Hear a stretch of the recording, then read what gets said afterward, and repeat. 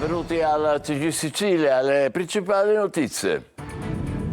La mafia oggi nella fotografia della direzione antimafia. Senza una regia unitaria a Palermo resistono i mandamenti.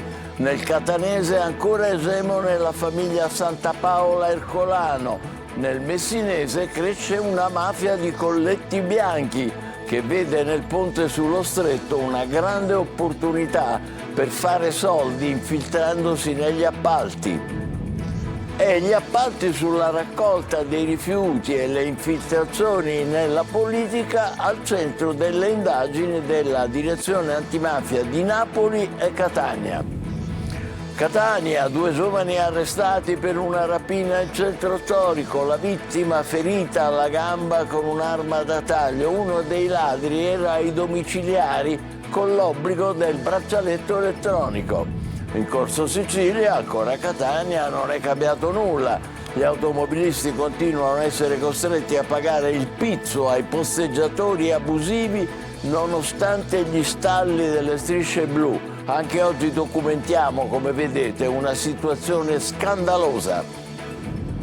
Ancora troppi braccianti al lavoro senza contratto o da precari, una piaga dura a scomparire anche nel catanese, un'indagine della CGIL. Ad Agrigento, capitale della cultura, al via il master della strada degli scrittori, con un messaggio diretto e tempo di impegno civile e culturale anche con i libri. A Modica, Zainab Entezar, scrittrice e regista afghana, racconta l'oppressione delle donne nel suo paese sotto la dittatura dei talebani. Siracusa, il Castello Maniace, centro dell'impressionismo. Fino a settembre mostra grandi opere di Monet, Renoir, Manet e Rousseau. Calcio, Palermo in cerca di un nuovo allenatore. In palla adesso c'è Pippo Inzaghi, ma piace anche Banoli. Il Catania lavora alla definizione dello staff dirigenziale e alla conferma di quello tecnico.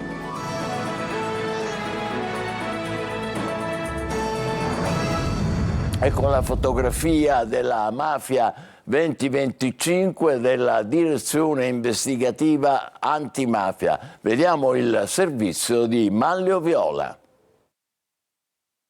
Una mafia senza un vertice stabile riconosciuto dalle famiglie, senza un capo e senza neanche una cupola o una commissione. Famiglie sempre più potenti ed autonome fra loro, ma sempre meno violente e che tendono a interferire con la cosa pubblica minando dall'interno lo Stato. È quanto emerge dalla relazione della DIA alle Camere. La direzione investigativa antimafia ha presentato i risultati della lotta a Cosa Nostra nel corso del 2024 ed ha disegnato la situazione di tutte le mafie censite in Italia, non soltanto di quella siciliana. Mentre nel messinese arretra la mafia dei Pascoli, che resta comunque forte nel territorio nebrodeo e si attrezza per frodare sui fondi europei destinati ad agricoltura e pastorizia, nel capoluogo dello stretto cresce invece una mafia di colletti bianchi che punta alle grandi opere e vede sul ponte sullo stretto una opportunità di fare soldi infiltrandosi negli appalti. Quella messinese è una mafia che attua il pluralismo, ormai tutti fanno tutto in tema delinquenziale. Nel catanese invece resta egemone la famiglia mafiosa Santapaola Ercolano, che espande il proprio dominio anche guardando all'area gelese e più in generale al Nisseno, con alleanze anche nell'Agrigentino. Ma è una mafia territoriale che cede spazio in provincia ai Mazzei di via Belfiore, con cellule anche a Mister Bianco, con i Nicotre, ad Adrano con i Lo Cicero. A Caltagirone ci sono i La Rocca, che coesistono con i Cappello Bonaccorsi, con i Cursotti milanesi, con i Laudani, con i Pillera. A Palermo persiste la divisione in mandamenti, stabilita ben prima dei Corleonesi. La città è divisa in 8 zone di influenza, ciascuna delle quali divisa in aree e quartiere gestite da 4 o 5 famiglie a seconda dei territori. 9 invece i mandamenti della provincia. Cresce l'influenza del mandamento di Pagliarelli, recentemente colpito con l'operazione riguardante i traffici del carcere omonimo, ma il potere maggiore resta nelle mani del mandamento di Resuttana, a fianco a quello di San Lorenzo e Tommaso Natale. Scompare lo storico mandamento di Palermo Centro, che era il fulcro delle attività dei corleonesi palermitani, inglobato nel mandamento di Porta Nuova. Molto potente. Ciaculli, che aveva dato i Natali al Papa Michele Greco, persiste ma è più defilato come Santa Maria di Gesù. In provincia movimenti a Misilmeri, San Mauro Castelverde, San Giuseppe Jato, Bagheria, Partinico. Sotto traccia le attività di Corleone e silenti quelle di Trabia, che già Giovanni Falcone indicava come la Svizzera di Cosa Nostra. È morto a Catania Ivan Lobello, 62 anni, è stato presidente di Confindustria Sicilia e vicepresidente nazionale degli industriali. Sarà ricordato tra gli artefici del primo codice etico che prevedeva l'espulsione dall'Associazione degli imprenditori siciliani chi pagava il pizzo. Chi paga il racket, diceva, e questa era una regola per Lobello, deve essere espulso. A più di un mese dalla strage, le indagini sulla tragica sparatoria di Monreale continuano, si cercano ancora altri complici. Gli investigatori vogliono accertare quanti ragazzi dello Zen hanno partecipato alla rissa e alle rivolverate. Marco Gullà. È passato un mese da quel tragico 27 aprile e ancora sulla strage di Monreale ci sono tanti vuoti, mancano tanti tasselli e le indagini per capire chi ha partecipato alla sparatoria, oltre ai 3 ragazzi dello Zen arrestati, sono ancora in corso. Chi ha partecipato alla rissa? Chi ha aiutato i 3 nella fuga? Gli altri ragazzi arrivati dallo Zen erano a Monreale o sono andati via prima della sparatoria? Tutte domande che ancora necessitano di una risposta. Le indagini devono compiere il loro corso, come è giusto che sia, riaffermando piena fiducia nei confronti di chi indaga e delle forze dell'ordine. Certamente resta la scia di sangue e di dolore di questo tragico evento di Monreale. È giusto, la richiesta di giustizia e la richiesta di sicurezza è una richiesta che facciamo nostra, in questo senso tutto il sistema deve reagire a una diffusione delle gang giovanili e della violenza giovanile. Monreale vuole la verità, la chiede anche tramite il gruppo creato su Facebook Giustizia per Andrea, Massimo e Salvo. I post dei familiari sono struggenti, come quello della fidanzata di Andrea Miceli che su Facebook scrive: amore mio, ancora mi sveglio sperando che sia stato solo un brutto sogno. Non sei più accanto a me, ma ovunque io vada, sei dentro di me. Si chiamava Gaia Sanfilippo, la 19enne residente a Gela che purtroppo è morta la notte scorsa in uno scontro frontale fra auto vicino a Licata. Ecco la sua immagine. Il fidanzato di Gaia in auto con la vittima è in gravi condizioni. L'uomo alla guida dell'altra vettura ha riportato conseguenze non gravi. A Serra di Falco, nel Nisseno adesso, entra in casa del vicino, sorprendendolo nel sonno, e dopo avergli coperto gli occhi per non essere riconosciuto, gli sfila dal dito un anello d'oro per poi impossessarsi del portafogli, di 2 telefoni cellulari e di un computer portatile. I carabinieri sono rapidamente arrivati al giovane rapinatore che era ai domiciliari con braccialetto elettronico.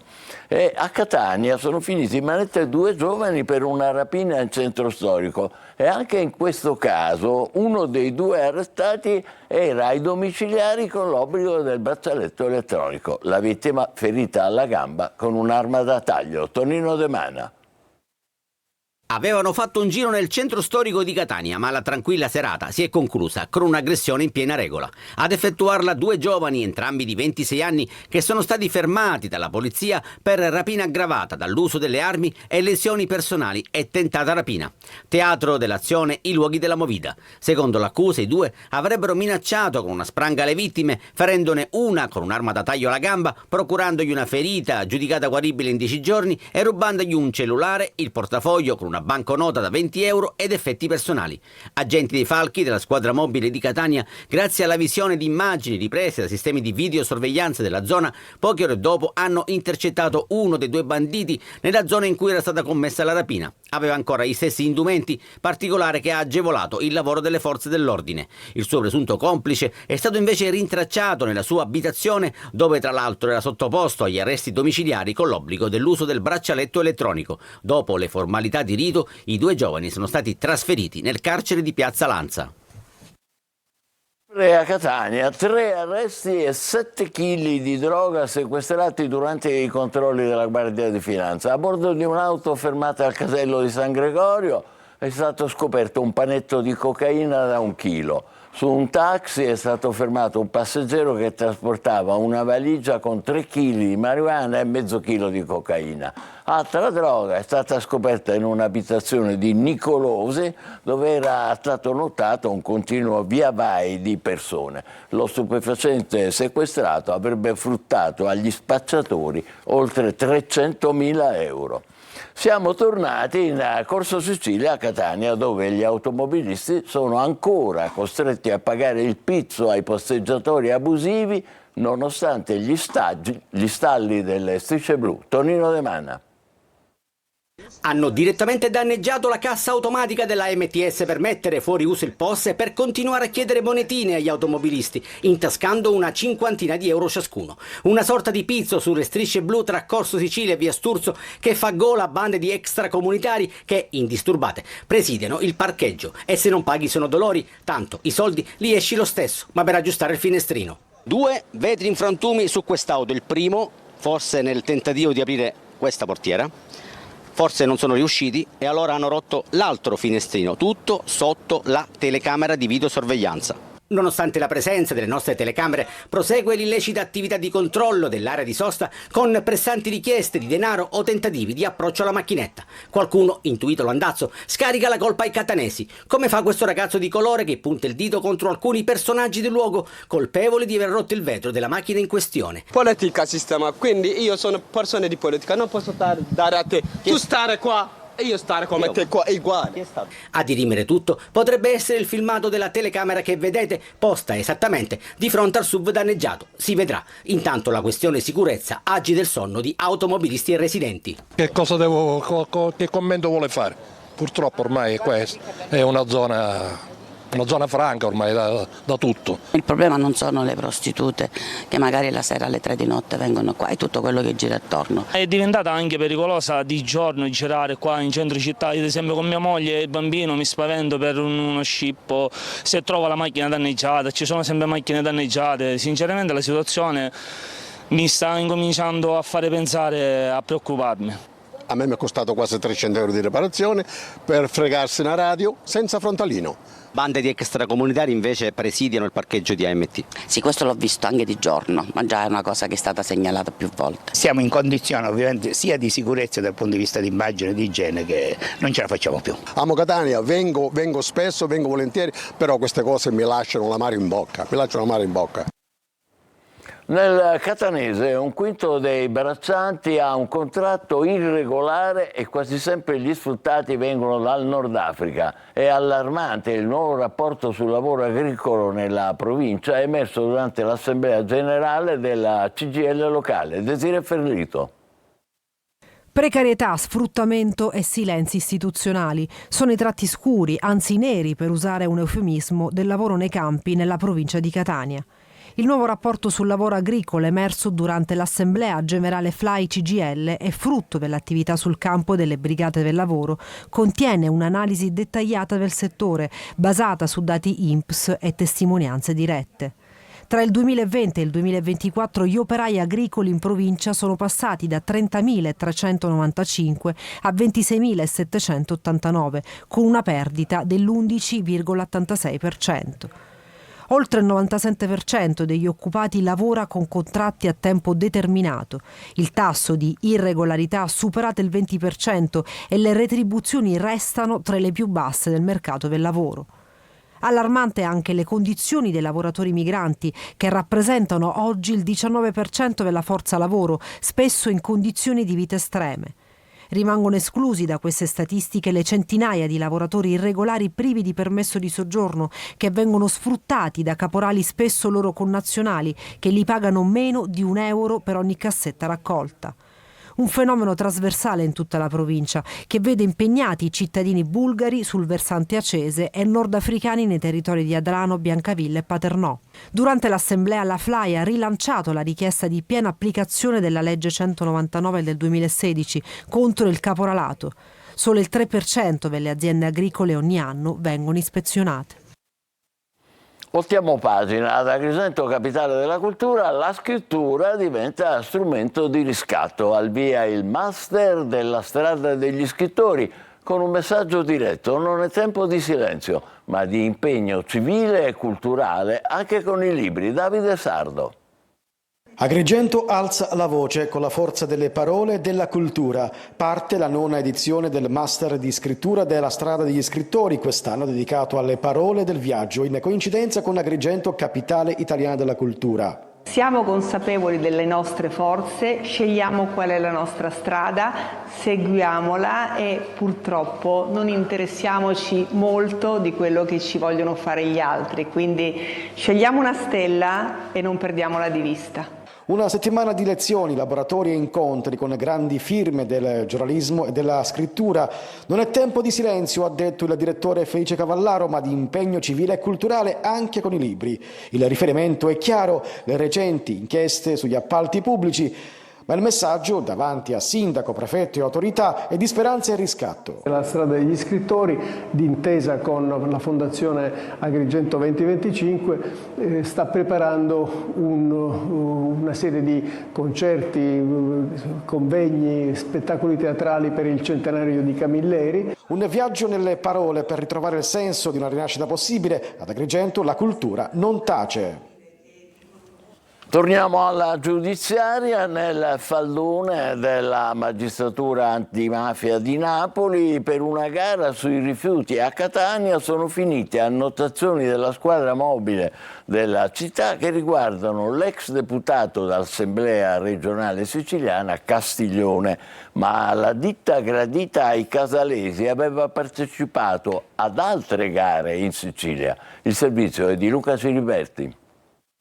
L'inchiesta della DDA di Napoli, gli atti trasferiti alla Procura di Catania e le intercettazioni dei ROS e della squadra mobile Etnea incrociati e messi in fila dalle due procure restituiscono un quadro sconfortante e pericoloso. La criminalità organizzata, in questo caso dei casalesi e Cosa Nostra, ancora una volta si mimetizza tra i colletti bianchi e prova spesso ad avvicinare la politica per fare affari. Quelli con i rifiuti sono spesso affari milionari. Nel caso di Catania, il quadro appare chiaro nel racconto del pentito di Camorra Domenico Romano e riportato nelle carte. Le ditte che partecipano sono in numero sempre molto limitato, spiega. Capita spesso che addirittura ci sia un solo partecipante all'incanto. In questo modo, qualunque impresa partecipi è certa di poter vincere, perché anche quando la partecipazione è aperta a 2 o 3 ditte, esse sono spesso tra di loro collegate. L'impresa quindi che vince l'appalto destina una quota, pari generalmente al 5%, al clan. La Super Eco dei Ciummo, imprenditori di Cassino, si rende disponibile a partecipare a Catania. L'appalto complessivamente vale 350 milioni di euro distribuito su 3 lotti. Nelle carte si legge che il pentito Romano chiama un sodale con buone conoscenze siciliane per introdurre i Ciummo in Sicilia e per accertarsi che la gara non fosse già stata assegnata, si legge ancora nelle carte, a qualche ditta locale. Ed è qui che arriverebbe la prima rassicurazione dell'ex presidente del Consiglio Giuseppe Castiglione. Alla fine la Super Eco si aggiudicherà un lotto da 73 milioni di euro a Catania e parteciperà anche ad altre gare nel territorio. E qui ci si chiede quale sia il ruolo della politica. Ma in generale è molto complicato inserirsi nelle gare che sopra il milione di euro in Sicilia vengono gestite dall'Urega, ufficio regionale per l'espletamento delle gare pubbliche. Libri e cinema adesso di nuovo. Abbiamo incontrato a Modica Zainab Entezar, che è una scrittrice e una regista afghana che lancia un appello contro l'oppressione delle donne nel suo paese e invita attivisti, politici, organizzazioni e governo a solidarizzare con le donne e il popolo dell'Afghanistan contro la tirannia, dice, dei talebani. Veronica Barbarino. Fortissime donne che nel buio non smetteranno a cercare la luce. Le definisce così tutte le cittadine afghane, sue connazionali, la scrittrice e regista Zainab Entezar. A Modica, durante la presentazione del suo libro e di 3 cortometraggi dedicati alle donne del suo paese, denuncia la loro sofferente condizione in Afghanistan. Dal ritorno al potere dei talebani, infatti, la condizione delle donne è precipitata in una spirale di oppressione e privazioni. Potenti del mondo ci hanno dimenticati. Questo lo sentiamo, è evidente.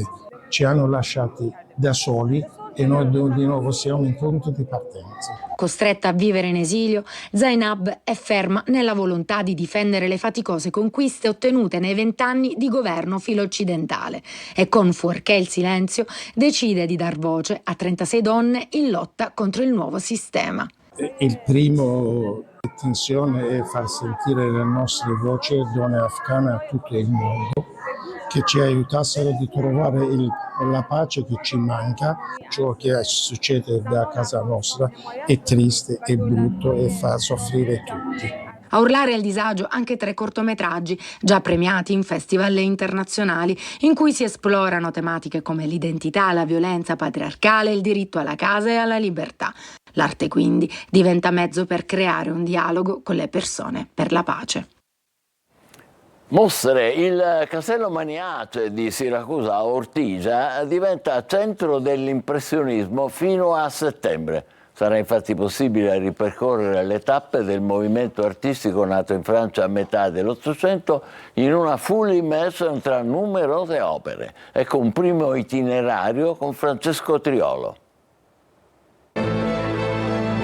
Un'occasione per fare un tuffo nell'impressionismo. Al Castello Maniace di Siracusa si possono ammirare tantissime opere firmate dai grandi come Monet, Renoir, Manet o Rousseau.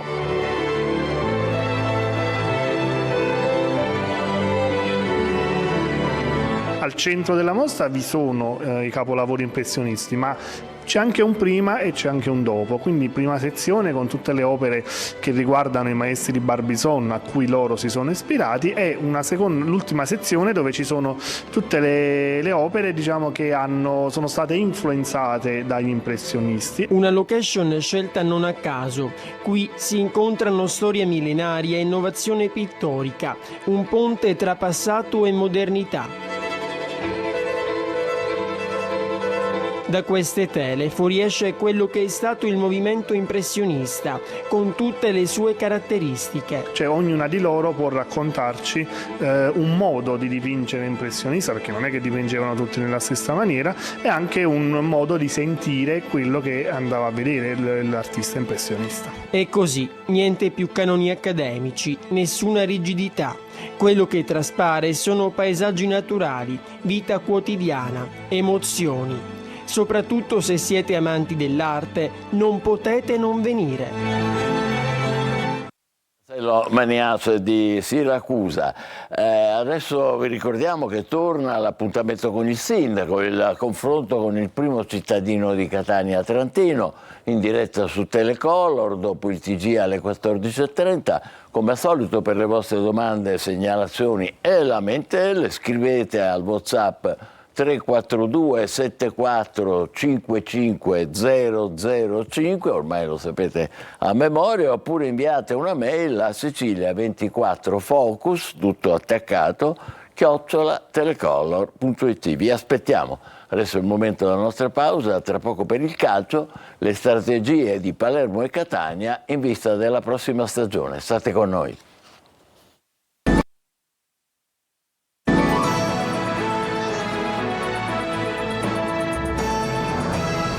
Palermo al lavoro, alla ricerca del nuovo allenatore in pole, adesso c'è Pippo Inzaghi, ma piace anche Vanoli, ormai in rotta con il Torino. Marco Gullà.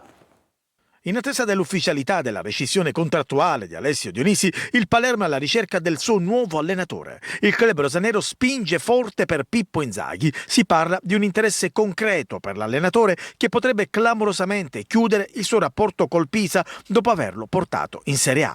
Oggi il summit col club per capire il futuro, con Inzaghi che chiederà circa 6 innesti per la stagione. Palermo pronto a offrire un triennale. Non solo Inzaghi, il club rosanero sarebbe anche sulle tracce di Alberto Gilardino e anche di Paolo Vanoli, ormai in rotta con il Torino. Il tecnico granata però vorrebbe restare in Serie A. Sono giorni intensi anche perché il Palermo ha fretta di chiudere per il nuovo tecnico e iniziare quindi i movimenti di mercato. In uscita, momento di riflessione per Gomez, sicuramente uno dei pochi a salvarsi dopo una stagione fallimentare. Il centrocampista francese attende eventuali avance dalla massima serie. Nel frattempo continua la contestazione a distanza dei tifosi rosanero che con uno striscione hanno apertamente criticato alcuni calciatori del Palermo che dopo il rompete le righe hanno giocato a padel. Momento particolare per i club siciliani di Serie C, c'è da programmare la prossima stagione, ma non per tutti è cosa immediata. Francesco Triolo. È il momento di fermarsi e di ragionare e programmare un po' per tutte le squadre. La chiusura della stagione di Serie C impone di stoppare le macchine per progettare al meglio la successiva. È quello che sta facendo il Catania, che si trova proprio nel mezzo delle scelte da prendere. La società sta lavorando su diversi fronti, a cominciare dall'offerta formulata per Torre del Grifo, ma poi ci sono da scegliere i nomi per alcuni ruoli chiave. Tutto fatto per il nuovo direttore generale, Alessandro Zarvano, che pure ancora non è stato annunciato ufficialmente, ma è all'opera da tempo. Si guarda adesso al futuro di Daniele Faggiano, il direttore sportivo. Smentite le voci sull'interesse del Modena, non è certo uomo a cui mancano le offerte. La sensazione è che l'esperienza del direttore sportivo a Catania potrebbe concludersi dopo una sola stagione, ma la situazione di impasse e di incertezza potrebbe sbloccarsi solo con il confronto con Grella, che inevitabilmente coinvolge tutta l'area tecnica. Mimmo Toscano ha ancora un anno di contratto, ma ha chiesto al club garanzie per il prossimo campionato e aspetta riscontri da parte della dirigenza. Tutto fermo a Trapani, dove si attende la sentenza del Tribunale Nazionale Federale prevista per questa settimana sul deferimento per il caso dei crediti d'imposta, con il probabile arrivo di una penalizzazione da scontare nella prossima stagione. La neopromossa Siracusa invece è ancora impegnata nella pool scudetto di Serie D e sulla semifinale di ritorno in casa dell'Ospitaletto, dove deve difendere il 3-2 dell'andata. Per programmare la prossima stagione si attende la conclusione di quella attuale, anche se da oggi si è dato avvio ai lavori di adeguamento dello stadio De Simone per farsi trovare pronti alle prescrizioni imposte dalla nuova categoria a cui appartiene sino al 30 giugno anche il Messina, che quindi deve rispettare le scadenze e gli obblighi imposti, ovvero i pagamenti a tesserati ai giocatori. Da questo dipenderà il futuro stesso, anche in Serie D, del club, che deve far fronte anche all'istanza di fallimento presentata dalla Procura. Ci fermiamo qui, grazie, buon pomeriggio.